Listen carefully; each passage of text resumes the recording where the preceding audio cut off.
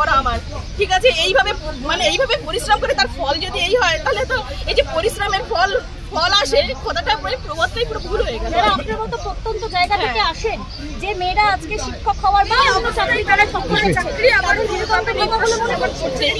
এটা তো আর কিছু বলার অপেক্ষা রাখে না। মানে আমার যদি এই হয়, এর পরবর্তীতে কি কি হবে এই সরকার যদি থাকে আমি জানি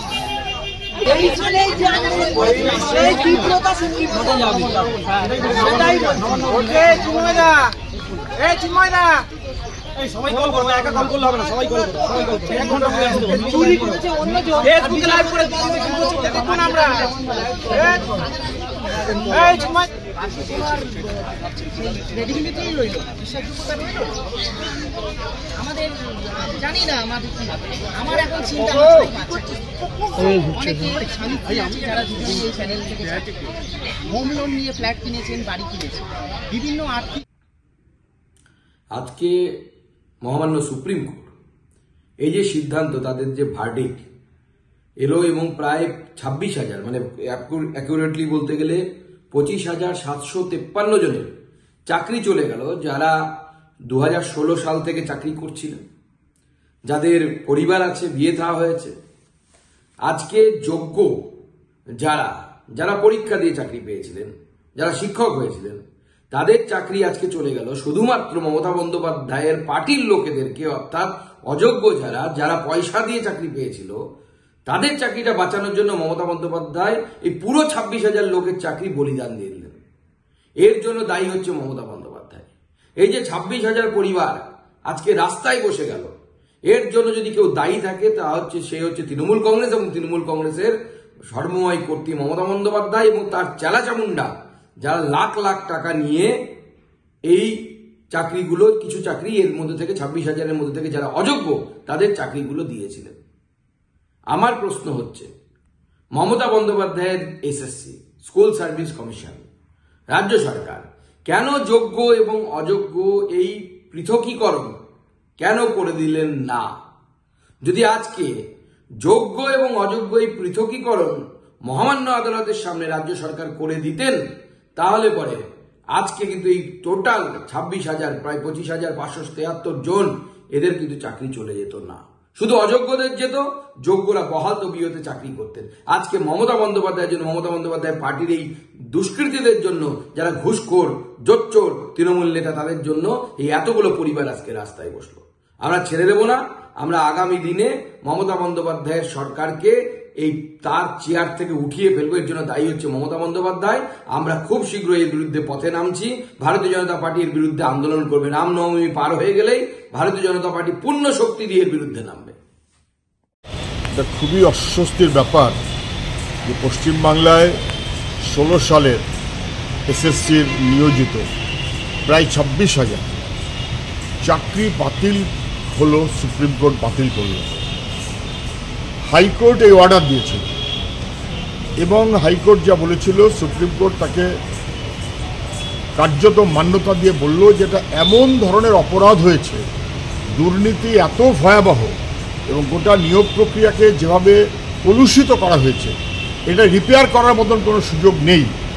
1 বছর সময় পেয়েছিল আমাদের রাজ্যের সরকার যে কারা যোগ্য কারা যোগ্য না তা স্পষ্ট করবে। 1 বছর লেগে গেল, সরকার যোগ্য অযোগ্য স্পষ্ট করতে পারল না। কত টাকা খেয়েছে, হাজার হাজার ছেলেমেয়ের জীবন ধ্বংস করছে। কেন? কিছু অযোগ্য অপদার্থ যাদের টাকা নিয়ে চাকরিতে ঢুকিয়েছে রাজ্য সরকার এবং শাসক দল, তাদেরকে রক্ষা করার জন্য যারা যোগ্য তাদেরকে খারিজ করতে হলো। সরকার দাঁড়ালো অযোগ্যদের পাশে, সরকার যোগ্যদের পাশে দাঁড়ালো না, অযোগ্যদের বাতিল করার মনোভাব নিল না। সরকারের অপদার্থতা, তার জন্য এই সমস্ত চাকরি প্রার্থীরা, চাকরিজীবীরা কার্যত তারা বাতিল হয়ে গেল। 3,000, 4,000, 5,000, 6,000 তাদের খারিজ করাটা উচিত ছিল। সরকার করলো না বলে আজকে সুপ্রিম কোর্টে আমাদের রাজ্যের মুখ খুলল। শুধু না, আমাদের ছেলে মেয়েগুলো তাদের কি হবে, তাদের টাকা ফেরত দিতে বলেছে, তাদের টাকা ফেরত দিতে বলেছে। যে সরকারের অপদার্থতায় এবং যে সরকারের দুর্নীতির ভয়াবহতায় কার্যত যোগ্য ছেলে মেয়েদের চাকরিও চলে গেল, তাদের কার্যত বার করে দেওয়া হলো। লাথি মেরে এই সরকারকে বাতিল করা উচিত, লাথি মেরে এই সরকারকে বাতিল করা উচিত। যারা যোগ্য ছেলে মেয়েদের পেটে লাথি মারল এইভাবে, তাদের টাকা ফেরত দিতে বলেছে, ভয়াবহ। ভাবাই যায় না। হাইকোর্ট বলেছে নির্দিষ্টভাবে যে যারা মন্ত্রিসভা এই অপরাধের সঙ্গে যুক্ত আছে তাদেরকে সিবিআই হেফাজতে নিয়ে প্রয়োজনে তদন্ত করুক, সেটাই জরুরি ছিল। সুপ্রিম কোর্ট এখনো সে ব্যাপারে কিছু বলেনি, বরং তাদেরকে অবিলম্বে হেফাজতে নিয়ে হাইকোর্টের অর্ডারকে মান্যতা দিয়ে সুপ্রিম কোর্ট হেফাজতে নিয়ে তদন্ত করতে বলুক। যারা টাকা খেয়েছে তারা বহাল তবিয়তে মন্ত্রীর দপ্তরে বসে থাকবে, সরকারের দপ্তরে বসে থাকবে, টাকা পাহাড় করবে, তারা ছাড় পাবে, আর যোগ্য ছেলেমেয়েরা বাতিল হবে। এ কখনো হতে পারে না। সরকারের অপদার্থতার জন্য এই ঘটনা ঘটেছে। অবিলম্বে দ্রুত 3 মাসের মধ্যে নিয়োগ প্রক্রিয়া করতে বলেছে। আমি জানি না রাজ্য সরকার তা পারবে কিনা। একমাত্র কথা হবে এখন অযোগ্যদের খারিজ করে যারা যোগ্য তাদের চাকরিতে বহাল রাখার বিকল্প কী ব্যবস্থা হবে, সরকার এবং কোর্টকে তা খুঁজে বার করতে হবে। এর কোনো অন্যথা হতে পারে না। দুর্ভাগ্য আমাদের গোটা রাজ্যের। এই আদালতের রায়ের পরে পশ্চিমবঙ্গে যে অরাজক অবস্থা তৈরি হবে, কতগুলো পরিবার চূড়ান্ত ধ্বংসের দিকে এগিয়ে যাবে, তার জন্য দায়ী কে?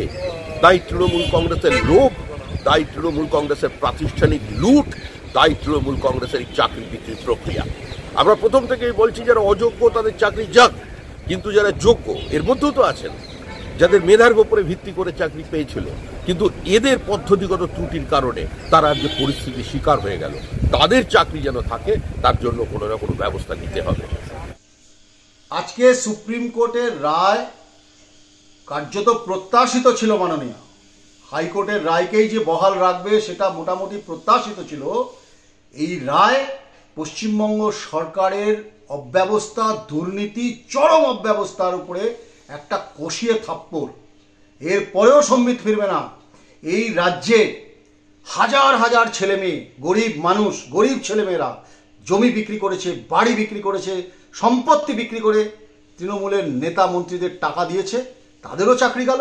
যেমন গেহুর সাথে ঘুণ পেশে ঠিক সেরকমভাবে কিছু ভালো ছেলে মেয়েরও চাকরি চলে গেল। দায় এবং দায়িত্ব আপনাকে নিতে হবে। অর্গানাইজড করাপশন, সিস্টেমিক অর্গানাইজড করাপশনের দায় এবং দায়িত্ব চাল আর কাপড় আলাদা করা গেল না।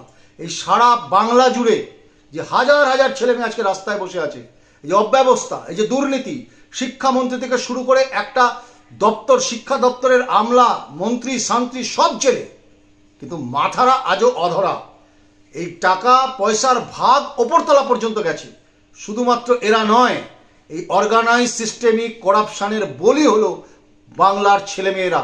এই তাদেরকে আজকে এই সরকারের দুর্নীতির জাঁতা কলে পিষে শেষ হতে হলো। এর দায় এবং দায়িত্ব এ রাজ্য সরকার এবং মাননীয় মুখ্যমন্ত্রী আপনাকেই নিতে হবে।